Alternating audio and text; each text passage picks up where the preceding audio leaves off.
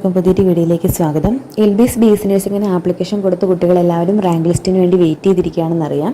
അപ്പോൾ നിങ്ങളുടെ correction time extend ചെയ്ത് തന്നതുകൊണ്ട് തന്നെ ടെൻഡേറ്റീവ് ഷെഡ്യൂൾ അനുസരിച്ചുള്ള ഡേറ്റിൽ റാങ്ക് ലിസ്റ്റ് പബ്ലിഷ് ചെയ്തിരുന്നില്ല. അപ്പോൾ പല കുട്ടികളും ചോദിച്ചിരുന്നു ഇന്ന് റാങ്ക് ലിസ്റ്റ് പബ്ലിഷ് ചെയ്യുമോ എന്നുള്ളത്.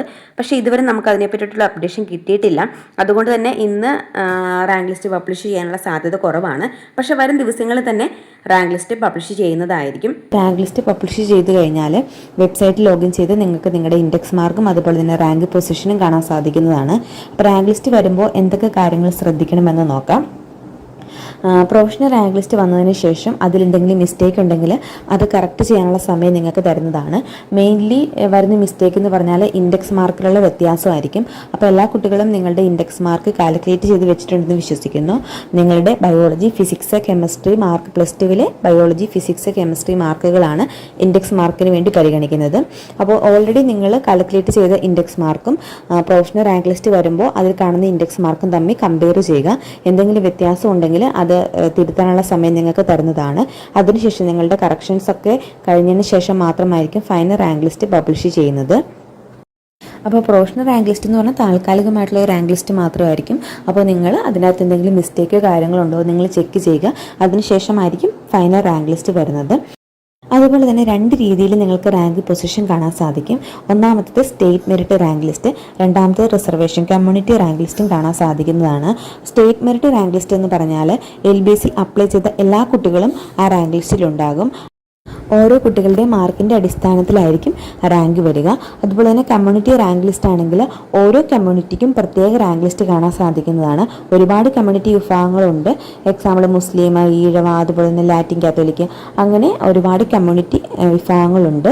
അങ്ങനെ ഓരോ കമ്മ്യൂണിറ്റിക്കും ഓരോ റാങ്ക് ലിസ്റ്റ് ആയിരിക്കും ഉണ്ടായിരിക്കുക. അപ്പോൾ നിങ്ങൾക്ക് 2 റാങ്ക് പൊസിഷൻ കാണാൻ സാധിക്കുന്നതാണ്. ഒന്ന് സ്റ്റേറ്റ് മെറിറ്റും രണ്ടാമത്തേത് റിസർവേഷനുള്ള കുട്ടികളാണെങ്കിൽ കമ്മ്യൂണിറ്റി റാങ്ക് ലിസ്റ്റും കാണാൻ സാധിക്കുന്നതാണ്. അപ്പോൾ റാങ്ക് ലിസ്റ്റ് വന്നതിന് ശേഷം നിങ്ങൾ അതിനകത്ത് എന്തെങ്കിലും മിസ്റ്റേക്കോ കാര്യങ്ങളുണ്ടോ എന്ന് ചെക്ക് ചെയ്യുക. അതുപോലെ തന്നെ നിങ്ങളുടെ റാങ്ക് പൊസിഷൻ എങ്ങനെയാണ്. ഇനി അതുപോലെ തന്നെ നിങ്ങൾക്ക് കഴിഞ്ഞ വർഷത്തെ റാങ്ക് ലിസ്റ്റ് ചെക്ക് ചെയ്ത് നോക്കിയാൽ ഏതൊക്കെ കുട്ടികൾക്ക് ഏതൊക്കെ കോളേജുകളിൽ ഓരോ റാങ്ക് അനുസരിച്ച് കിട്ടിയിട്ടുണ്ടെന്ന് മനസ്സിലാക്കാൻ സാധിക്കും. അതനുസരിച്ച് നിങ്ങൾക്കൊന്ന് താരതമ്യം ചെയ്യാൻ സാധിക്കും. അത് നിങ്ങളുടെ റാങ്ക് ഏത് പൊസിഷനാണ്, ആ റാങ്ക് നിങ്ങൾക്ക് കിട്ടാനുള്ള സാധ്യതയുണ്ടോ എന്ന് അനലൈസ് ചെയ്യാൻ സാധിക്കുന്നതാണ്. അപ്പോൾ റാങ്ക് ലിസ്റ്റ് വന്നതിന് ശേഷം നിങ്ങൾ വെബ്സൈറ്റ് ലോഗിൻ ചെയ്ത് നിങ്ങളുടെ റാങ്കും ഇൻഡെക്സ് മാർക്കൊക്കെ ചെക്ക് ചെയ്യുക.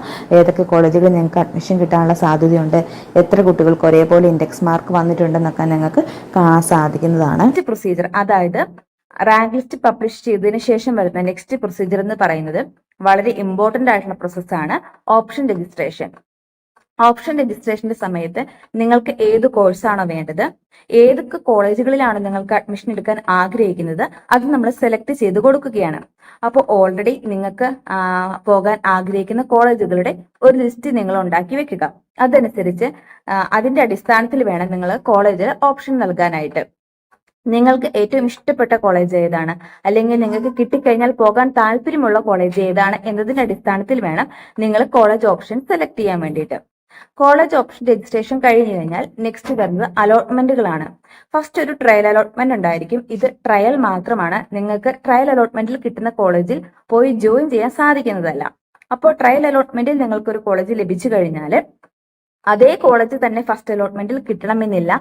ചിലപ്പോൾ ചേഞ്ച് സംഭവിക്കാം, ചിലപ്പോൾ അതേ കോളേജിൽ തന്നെ കിട്ടാം, എന്ത് വേണമെങ്കിലും സംഭവിക്കാം. ഈ ട്രയൽ അലോട്ട്മെന്റിന്റെ സമയത്ത് നിങ്ങൾക്ക് ഓപ്ഷൻസ് റീഅറേഞ്ച് ചെയ്യാം, ഓപ്ഷൻസ് ആഡ് ചെയ്യാം, റിമൂവ് ചെയ്യെങ്കിൽ റിമൂവ് ചെയ്യാം. അങ്ങനെയുള്ള എല്ലാവിധ ചേഞ്ചസും നടത്താൻ സാധിക്കുന്നതാണ്. അതിനുശേഷമാണ് ഫസ്റ്റ് അലോട്ട്മെന്റ് വരുന്നത്. മെയിൻ ആയിട്ടും 3 അലോട്ട്മെന്റുകളാണ് ഉള്ളത്. First allotment, second allotment, third allotment.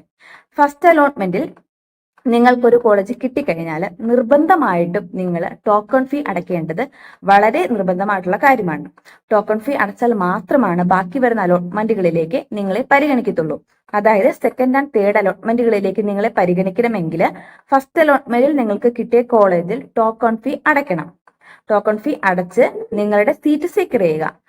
അപ്പോൾ ഫസ്റ്റ് അലോട്ട്മെന്റിൽ കിട്ടിയ കോളേജ് നിങ്ങൾക്ക് ഇഷ്ടപ്പെട്ടില്ല എന്നുണ്ടെങ്കിൽ നിങ്ങൾക്ക് സെക്കൻഡ് അലോട്ട്മെന്റ് വരെ കാത്തിരിക്കാൻ സാധിക്കുന്നതാണ്. സെക്കൻഡ് അലോട്ട്മെന്റ് കിട്ടിയില്ല എന്നുണ്ടെങ്കിൽ തേർഡ് അലോട്ട്മെന്റിലും നിങ്ങൾക്ക് വെയിറ്റ് ചെയ്യാം.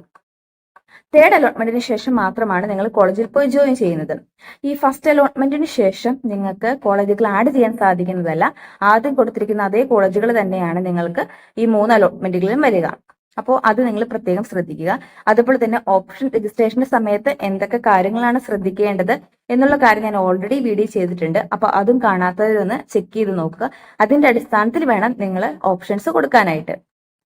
അപ്പോൾ ഈ 3 അലോട്ട്മെന്റിന് ശേഷം നിങ്ങൾക്ക് ഏത് കോളേജിൽ ആണോ അഡ്മിഷൻ ലഭിച്ചത് ആ കോളേജിൽ പോയി ജോയിൻ ചെയ്യുകയാണ്. അപ്പൊ ജോയിൻ ചെയ്യുന്ന സമയത്ത് ഫസ്റ്റ് ഇയറിലെ ഫുൾ പേയ്മെന്റും അതുപോലെ തന്നെ നിങ്ങളുടെ ഒറിജിനൽ ഡോക്യുമെന്റ്സും സബ്മിറ്റ് ചെയ്യേണ്ടതായിട്ടുണ്ട്. അപ്പോൾ ഫസ്റ്റ് ഇയർ ഫുൾ പേയ്മെന്റും അതുപോലെ തന്നെ ഒറിജിനൽ സർട്ടിഫിക്കറ്റുമായിട്ട് വേണം നിങ്ങൾക്ക് കിട്ടിയ കോളേജിൽ പോയി നിങ്ങൾ അഡ്മിഷൻ എടുക്കേണ്ടത്. ഇനി ഈ 3 അലോട്ട്മെന്റുകളിലും പങ്കെടുത്തു, നിങ്ങൾക്കൊരു കോളേജ് കിട്ടി, പക്ഷേ ആ കോളേജ് നിങ്ങൾക്ക് ഇഷ്ടപ്പെട്ടില്ല, വേറൊരു കോളേജ് വേണമെന്ന ആഗ്രഹമുണ്ട് എന്നെങ്കിൽ നിങ്ങൾക്ക് പിന്നീട് വരുന്ന സ്പെഷ്യൽ ആൻഡ് സ്പോട്ട് അലോട്ട്മെന്റുകളിൽ പങ്കെടുക്കാൻ സാധിക്കുന്നതാണ്. അവിടെ നിങ്ങൾക്ക് അപ്ലൈ ചെയ്ത് അതിനകത്ത് പാർട്ടിസിപ്പേറ്റ് ചെയ്യാം.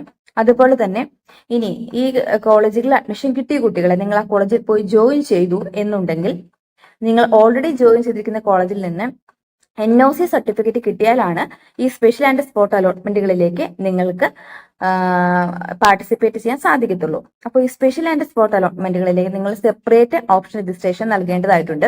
ഇപ്പോൾ കൊടുക്കുന്ന ഓപ്ഷൻ അതിനുവേണ്ടി പരിഗണിക്കുന്നതല്ല.